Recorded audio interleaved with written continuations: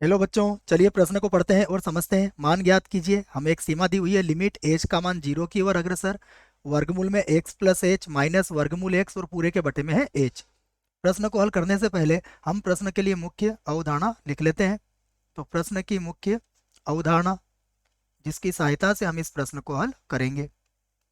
मुख्य अवधारणा में सबसे पहले हम अनिवार्य रूपों को लिखेंगे, उसके बाद फिर प्रश्न को हल करेंगे। तो मैं लिखता हूं यहाँ पर अनिवार्य रूप। अनिवार्य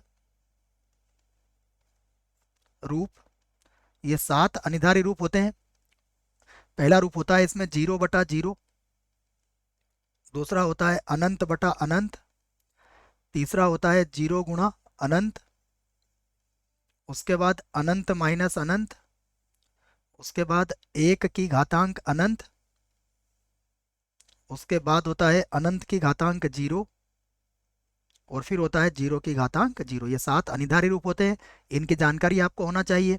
उसके बाद दूसरा जो हमारा तरीका होगा कि इस प्रश्न को हल करने के लिए हम अंश का परिमेयकरण करेंगे। ये भी हम याद रखें, परिमेयकरण। प्रश्न को हल करने के लिए हम अंश का परिमेयकरण करेंगे। आइए प्रश्न में दी गई सीमा को मैं लिख लेता हूं। तो हमें दी गई है जो सीमा, वो है लिमिट एच का मान 0 की ओर अग्रसर, वर्गमूल के अंदर है x प्लस एच माइनस वर्गमूल के अंदर x और बटे में है h। हम इसी को एक बार और लिखेंगे। तो लिमिट h का मान 0 की ओर अग्रसर, वर्गमूल के अंदर x प्लस एच माइनस वर्गमूल x पूरे के बटे में h। अब यदि अभी आप h का मान यहाँ 0 रखते हैं तो देखो ये कौन सा रूप बन जाएगा। ये बनेगा 0/0 रूप। और 0/0 रूप क्या है? अनिर्धारित रूप है। अर्थ यह हुआ कि यहाँ पर हमें सीमा को अब और किसी विधि से हल करना पड़ेगा, यह मान सीमा का संभव नहीं है। तो हम यहाँ पर अंश का परिमेयकरण कर देंगे। मैं लिख देता हूँ, अंश का परिमेयकरण करने पर, अंश का परिमेयकरण परिमेयकरण करने पर तो लिख लेते हैं हम इसको बराबर। देखिए क्या होगा भैया। तो ये बन जाएगा बराबर, यहाँ पर है लिमिट h का मान 0 की ओर अग्रसर, वर्गमूल के अंदर था x प्लस एच माइनस वर्गमूल के अंदर x बटा h। और इसके अंश का हम परिमेयकरण करेंगे।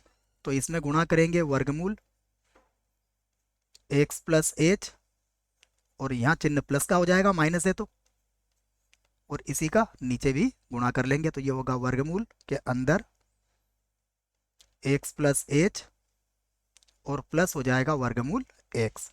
ये मैंने इसके अंश का परिमेयकरण कर दिया है। अब यहाँ पर जो हम सूत्र लगाएंगे उस सूत्र को मैं लिख देता हूँ। हमें याद है a माइनस बी और a प्लस बी, ये बराबर होता है a का वर्ग माइनस b के वर्ग के।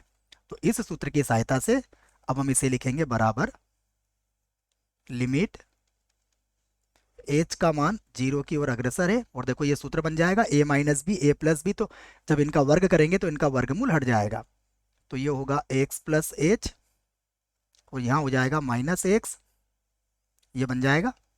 और उसके बाद जो बटे में होगा हम उसको वैसे ही लिख देते, बटे में होगा h, और यहाँ पर था वर्गमूल के अंदर x प्लस एच और प्लस वर्गमूल के अंदर x। ये समझ में आ गया होगा आपको। यहाँ देखिए, अब x से x कट सकता है और h से h भी कट जाएगा। तो अब हमें मिलेगा लिमिट h का मान 0 की ओर अग्रसर है, और ऊपर तो अब कुछ नहीं बचेगा, मतलब 1 बचेगा। यहाँ h से h क्यों कट गया? क्योंकि h का मान 0 के बराबर नहीं है, इसलिए हम यहाँ पर काट सकते हैं। क्योंकि हमें पता है h 0 की ओर अग्रसर है, h 0 के बराबर नहीं है, इसलिए हमने h से h भी यहाँ पर काट दिया है। अब यहाँ पर होगा वर्गमूल में x प्लस एच और वर्गमूल के अंदर होगा x। अब h का मान 0 रख लीजिए आप। जैसे यहाँ पर आप h का मान 0 रखेंगे तो ये दोनों ही वर्गमूल x बन जाएंगे। तो ये होगा 1 बटा, ये भी हो जाएगा वर्गमूल x, और प्लस चाहो तो मैं 0 समझाने के लिए लिख देता हूँ, प्लस ये होगा वर्गमूल x। अब दोनों को जोड़ लेंगे तो ये बनेगा 1/2 वर्गमूल x। और यही हमारे प्रश्न का उत्तर होगा। आशा करता हूँ आपको इस प्रश्न का उत्तर समझ में आया होगा। धन्यवाद।